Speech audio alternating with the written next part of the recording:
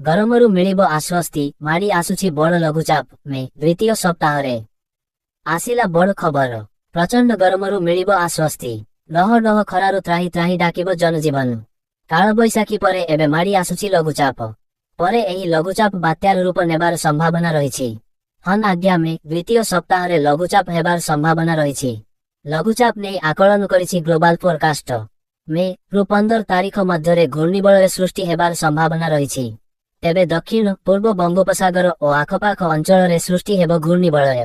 परे एहा घनीभूत होई लघुचापर रूप नेबार संभावना रहिछि। अधिक घनीभूत होई साइक्लोन जेनेसिसर रूप नेबार आशंका मध्य रहिछि। हेले एनै भारतीय पाणीपाग विभाग पक्षरु कौनसी सूचना मिली नाही। किंतु लघुचाप खबर शुणी साधारण लोकंक मनरे टिकिए राहा पशिछि। कारण ए डह डह खराकु असह्य करिहुनी। अवश्य संध्या बेलिया काल बैशाखी वर्षा किछि स्थान रे आश्वस्ति आणुछि। हेले अधिक क्षयक्षति करुछि। आउ एबे लघुचाप नाम शुणी लोके जेतिकी खुशी हेउछंत सेतिकी भय मध्य करुछंती। कारण जदि एही लघुचाप बात्यार रूप निये तेबे परिस्थिति शोचनीय होई पारे। तेबे देखा जाऊ एनै पाणीपाग विभाग केबे सूचना देउछि।